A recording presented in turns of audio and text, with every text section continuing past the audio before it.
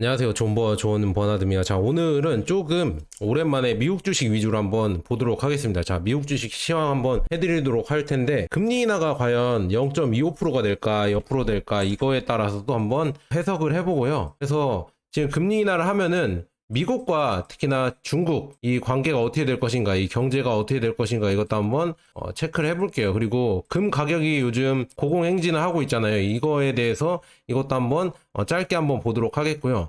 앞으로 우리가 미국 주식을 어떻게 투자를 해야 되는지, 그리고 존버의 생각은 어떤지 이걸 한번 보도록 하겠습니다. 저도 여러분들이랑 장기 투자하고 있으니까 이런 인사이트도 많이 드려야 되는데 제가 좀 바쁘다 보니까 많이 못 드려서 죄송한데 한번 보도록 하겠습니다. 자, 어제의 상승은 뭐 그냥 보고 넘어가도 됩니다. 이 뭐 일 상승한 거는 그렇게 크진 않은데, 요즘 보면 볼수록 여러분들도 느끼시다시피 뭔가 그 잘 올라가던 미국 주식의 이 상승이 좀 주춤하고 있다. 이거는 여러분들도 느끼시죠? 주춤하고 있다. 뭔가 이 상승세가 좀 예전에는 가파르게 올랐다가 요즘 완만하게 좀 이런 식으로 가고 있다가 이렇게 살짝 이렇게 내려온 모습이죠. 그래서 여기서 더 떨어질까봐 걱정이 되잖아요. 그래서 이런 것 때문에 저는 현금이랑 웬만하면 금을 모으셔라 이렇게 말씀드렸는데, 이거에 대해서 한번 얘기를 좀 자세하게 해보도록 하겠습니다. 자, 그래서 지금 뭐 맵을 보시면은 뭐 그렇게 특별하게 뭐 우리가 체크할 부분은 없어요. 그냥 엔비디아가 좀 올랐고 구글이랑 메타가 좀 올랐다 이렇게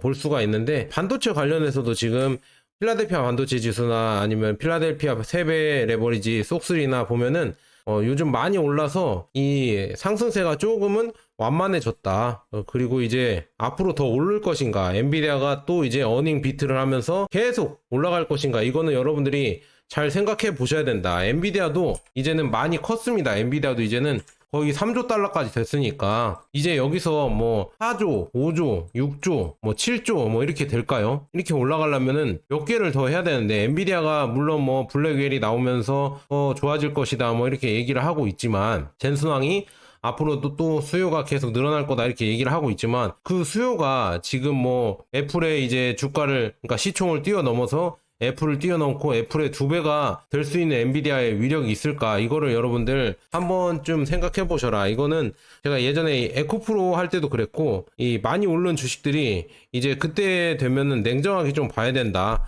그거를 여러분들에게 지금도 한번 얘기를 해드립니다. 그래서 지금 보면은 많이 오른 것 같다. 그래서 속슬도 여러분들 많이 추격 매수하고 싶으시겠지만 조금은 자제하셨으면 좋겠다. 그래서 저는 속슬보다는 앞으로 좀 많이 떨어지더라도 TQQQ가 낫지 않을까. 나스닥 100이거든요. 나스닥 100이 오히려 좀 낫지 않을까. 여러분들이 지금 반도체 이런 ETF가 많이 올라서 많이 좋아하시겠지만, 이거는 엄연히 테마 ETF이기 때문에 장기로 뭐 가져가기에는 조금 이 변동성 때문에 여러분들이 많이 힘드실 겁니다. 그래서 테마 ETF는 이 변동성이 있기 때문에, 변동성으로 여러분들 엄청 속속이기 때문에 이것도 너무 많은 비중을 투자하지는 마셔라 이렇게 말씀드립니다. 계속 가보도록 하겠습니다. 자, 그래서 0.25%냐 0.5%냐 이거에 대해서 많은 해석이 있을 텐데, 그래서 금리 인하 폭을 두고 시장 예상이 여전히 박빙이다. 그래서 뭘 하든 저는 뭐 그렇게 크게 상관없을 것 같은데요. 근데 일각에서는 뭐 경기 둔화 우려 때문에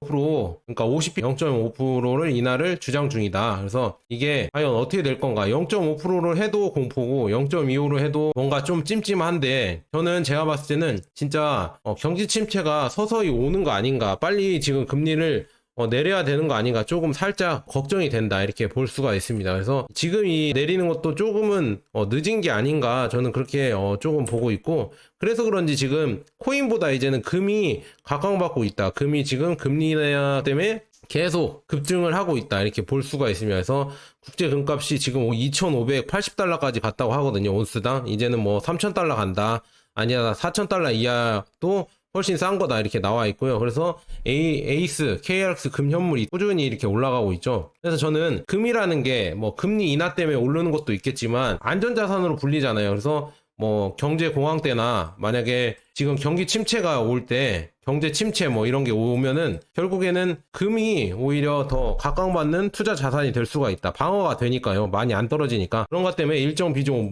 모아가도 되고요. 요즘은 지금 10월 달에 브릭스 회의가 있습니다. 그래서 브릭스와 지금 G7, 그러니까 미국과 중국이죠. 미국과 중국의 이런 힘싸움이 있는데, 점점 더 이제 중국을 필두로 한 브릭스 있잖아요. 브릭스 경제 체제가 커지고 있다. 그런데 여기에서도 지금 브릭스 화폐를 만들려고 하고 있거든요. 그래서 거기에서 만들려고 하는 게 금이 40이 들어가고 원자재가 60이 들어간다고 했나? 금이 60인가 원자재가 하여간 이런 비중으로 브릭스 화폐가 나오려고 한다고 하는데, 그런 루머가 돌긴 하는데, 그러면은 결국은 금을 지금 중국이랑 브릭스 국가들이 엄청나게 모아가고 있거든요. 그런 이유도 있고, 그래서 금 수요가 늘어나면서 금 가격이 계속 오르는 이유도 있고, 앞으로 이제 달러에 대해서 지금 트럼프도 얘기를 하고 다른 사람들도 얘기를 하잖아요. 달러 위기다, 달러 패권의 위기다, 이렇게 얘기가 나오고 있잖아요. 그런 거 보면서 금값이 앞으로도 더 많이 오를 수 있지 않을까, 저는 그렇게 보고 있습니다. 왜냐, 미국의 뭐 부채가 계속 남발되고 있고, 우크라이나 전쟁 지원한다고 거기에 많은 예산을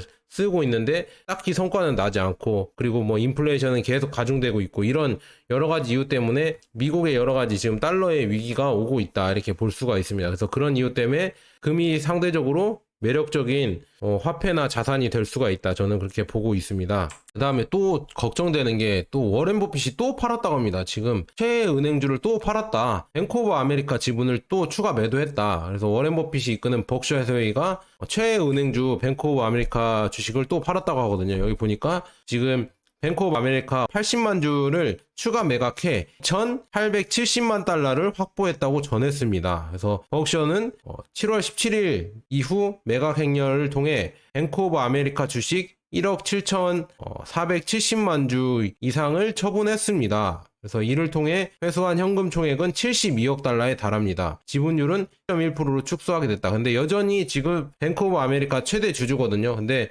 최대 주주이긴 한데, 지금 버핏 이분이, 버핏 우리가 레전드라고 하잖아요. 월가의 현인, 월가의 레전드다, 이렇게 얘기를 하는 버핏, 그리고 우리가 워렌 버핏의 투자를 따라야 된다, 이렇게 얘기를 하는 이런 사람 중에 하나인데, 이 버핏이 현금을 지금 역대급 현금을 계속 챙기고 있다. 이거는 뭔가 큰 위기가 오는 거 아닌가, 이런 거를 우리가 조금은 한번 의심을 해봐야 되지 않을까요? 버핏이 이렇게 움직이는 거 보면 뭔가 또 유용해질 수가 있지 않을까, 이렇게 볼 수 있지 않을까요? 그래서 말을 좀 어렵겠는데, 버핏이 현금을 모으는 거 보니까 뭔가 이유가 있을 거다. 그래서 우리도 현금을 모으는 게 좀 낫지 않을까. 현금 비중을 여러분들이 만약에 진짜 내가 10%만 갖고 주식에 몰빵했다 하면은 그분들은 한 10%로 늘려보시고, 그다음에 내가 10%를 갖고 있다 하면은 한 현금 비중을 한 20% 늘려보시고, 그렇게 해서 한번 현금을 좀 갖고 계시는 게 낫지 않을까. 아니면 20%를 갖고 계신 분들은 30으로 늘려보는 게 낫지 않을까. 왜냐, 경기 침체가 오면은요, 여러분들 경기 침체가 오면은 이 현금이 에어백이 됩니다. 에어백. 왜냐, 싸게 살 수 있는 이런 매수할머니가 되니까. 그렇기 때문에 여러분들 현금 비중이 그만큼 좋다, 이렇게 볼 수가 있으면서 현금을 여러분들도 잘 생각해 보셔라, 이렇게 말씀드립니다. 그래서 현금도 종목이다, 이렇게 말씀드리고요. 그래서 버핏이 역대급 현금을 모으고 있다. 그래서 우리도 한번 이걸 컨닝해서 조금씩 모아 가보자, 이렇게 말씀드리고, 미국이 좀 요즘 위기가 뭐냐면 이런 제조업에서 계속 잡음이 일어난다. 지금 그리고 제조업의 잡음도 일어나고, 그 다음에 인텔 반도체도 지금 파운드리를 못 옮기고 지금 매각한다는 지금 얘기가 나오고 있고, 그 다음에 테슬라나 아니면은 다른 주요 이런 대기업들이 지금 인원 감축에 나섰잖아요. 이런 거 보면서 경기 침체가 서서히 오고 있다, 이렇게 볼 수가 있고요. 그 다음 보잉이 지금 경영난 때문에 16년 만에 파업에 돌입한다. 그래서 항공기 제조 중단 위기에 지금 나와 있다, 위기를 겪고 있다, 이렇게 나와 있거든요. 그래서 파업이 장기화하면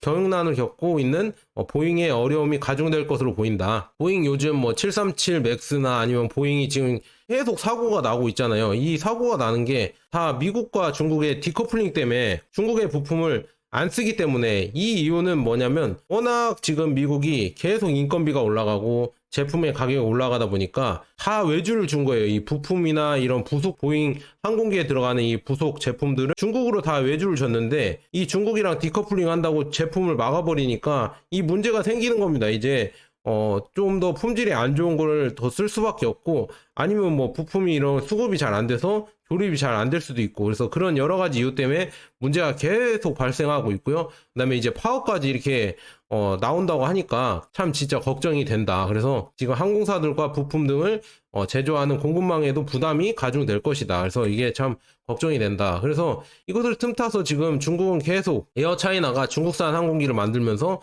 C919를 운항, 중국에서 두 번째로 이렇게 하고 있다고 나와 있거든요. 그래서 지금 이제는 제가 봤을 때는 중국의 이런 항공기가 이제 뜰 것이다. 저는 그렇게 조심스럽게 보고 있다. 중국산 항공기들이 이제는 더욱더 각광을 받으면서 뜨겠구나 이렇게 볼 수가 있으면서 20%싼 중국산 항공기가 영역을 넓히고 있다. 그래서 계속 주문이 이제 앞으로 더 늘어나서 가지 않을까. 이거는 또 자세하게 한번 보도록 하겠습니다. 그래서 이렇게 하지 않을까 저는 그렇게 보고 있어요. 왜냐 보잉이 점점 내려오고 있고 그래서 중국산 항공기나 아니면은 중국산 전기차들이 계속 이제는 점점 커지고 있다. 그래서 이게 제가 봤을 때는 과잉 생산이 절대 아니다. 왜냐 폭스바겐이 지금 서서히 지금 무너지고 있고 보잉이 이렇게 어려움을 겪고 있으면은 그거를 대체할 수 있는 이런 전기차나 아니면은 비행기가 필요할 거 아니에요. 그렇기 위해서 많이 생산할 수밖에 없다. 중국은 생산 소비 설비죠. 설비를 더 많이 생산할 수밖에 없다. 이렇게 볼 수가 있고요. 그 다음에 지금 경기 침체가 계속 오고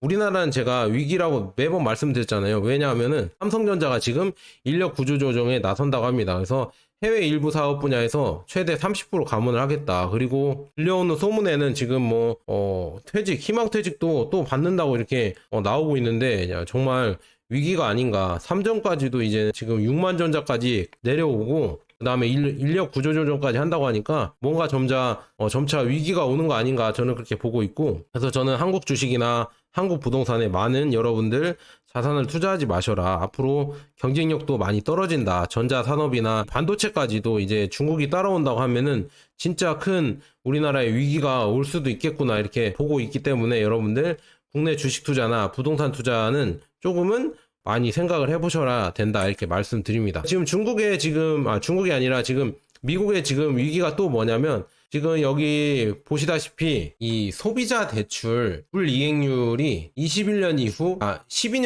최고 수준에 도달했다고 나와 있고요. 그래서 이는 소비자들의 바닥난 직후에 발생하고 있다고 합니다. 그래서 하지만 여전히 기록적인 수준의 신용카드 빚을 갚아야 합니다. 이제는 점점 돌이킬 수가 없고 점점 이게 가중된다고 하면은 경기 침체가 올 수도 있겠구나 이런 위기감이 계속 불러일으키고 있다 이렇게 여러분들 볼 수가 있거든요. 이렇게 지금 계속 걱정이 된다 이렇게 나오고 있습니다. 그래서 이것도 여러분들 잘 보시면은 좋을 것 같다 이렇게 말씀드립니다. 그리고 이제 경기 침체가 계속 오고 있죠. 경기 침체가 오면서 이제는 또 이 실업률이 또 얼마나 증가할까 이게 참 걱정이 되고 있거든요. 그래서 이게 지금 턴어라운드 하면서 이렇게 오르고 있잖아요. 오르고 있으면은 이 흐름을 지속하는 경향이 크거든요. 그래서 이게 계속 지속된다고 하면은 이것도 또 이제 경기 위기가 오지 않을까, 가중되지 않을까. 저는 그것 때문에 조금은 걱정이 된다 이렇게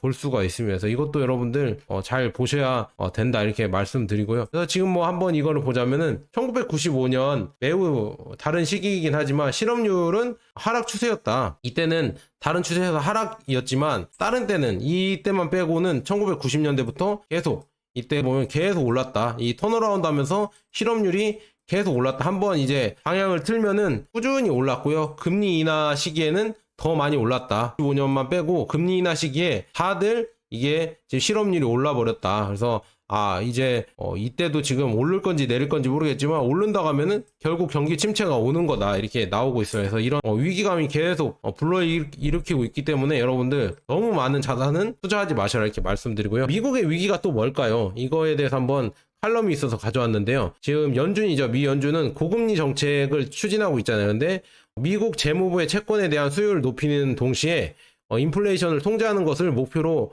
하고 있다. 하지만 지금 달러를 강화하여 수출 가격을 높이고 수입 가격을 낮추어 국내 산업에 피해 줄 가능성이 있다. 지금 피해를 주고 있잖아요. 보잉이나 아니면 인텔이나 다 이런 게 피해를 받고 있고 미국 내 제조업이 지금 거의 다 망했잖아요. 망하면서 거의 다 금융화 됐잖아요. 그래서 연준은 지금 금리를 하늘 높이 유지해 수십 년 만에 최고 수준에 도달했다. 그래서 이는 일시적인 현상이 아니라 인플레이션에 맞서기 위한 의도적인 전략이었다. 하지만 현실적으로 생각해보면 이는 미국 재무부 채권에 대한 꾸준한 수요를 보장하는 것과도 관련이 있다. 그래서 금리를 올리니까 채권에 대한 이런 수요도 올라가겠죠. 그래서 지금 보면은 이런 높은 비율의 환경 덕분에 높은 그 금리 때문에 미국 정부는 국내와 해외에서 모두 방탕한 지출을 계속할 수 있었다. 채권 계속 발행하면서 채권을 계속 팔면서 이런 지출을 늘릴 수 있었죠. 그래서 하지만 그 엄청난 특권이 끝나가고 있다. 이것도 계속 할 수는 없을 거 아니에요. 빚을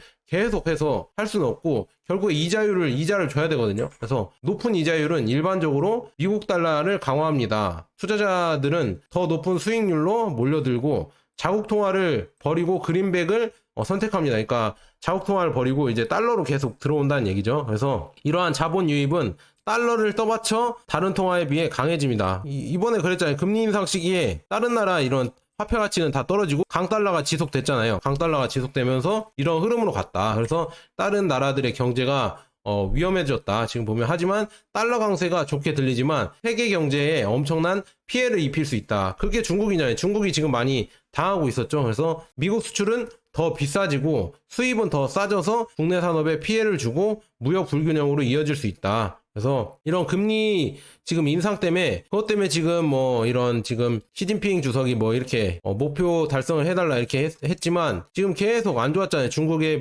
부동산 이런 지금 지방 중소 집값이 40%나 빠지고 그다음에 주가 지수도 5년여 만에 가장 낮게 나왔고 10년물 국채 금리도 사상 최저 이런 게 지금 각종 부양책에도 5년 내에 이렇게 최저 이렇게 안 좋았잖아요. 중국 주식이 안 좋은 이유가 다 이제 강달러와 고금리 때문에 그렇게 됐었다. 양털깎기라고 하죠. 그래서 그런 것 때문에 지금 계속 중국 증시가 좋지 않았다. 그렇지만 이것도 국내에 지금 미국 내 산업의 제조업 산업들은 피해를 볼 수밖에 없다. 그래서 달러 붕괴에 대한 추측은 단순히 두려움을 조장하는 것이 아니다. 그래서 그것은 연준이 실수하면 카드집 전체가 무너질 수 있다는 현실에 뿌리를 두고 있다. 그래서 카드 전체 연준이 좀만 잘못하면 달러가 진짜 붕괴될 수도 있다. 이렇게 얘기가 나오고 있고요. 그래서 달러의 가치의 급격한 하락은 세계 시장에 충격파를 보낼 것이다. 그렇죠. 달러가 지금 잘 가치를 지켜줘야 되는데 가치를 못 지키면 큰 충격파가 올 수가 있겠죠. 그리고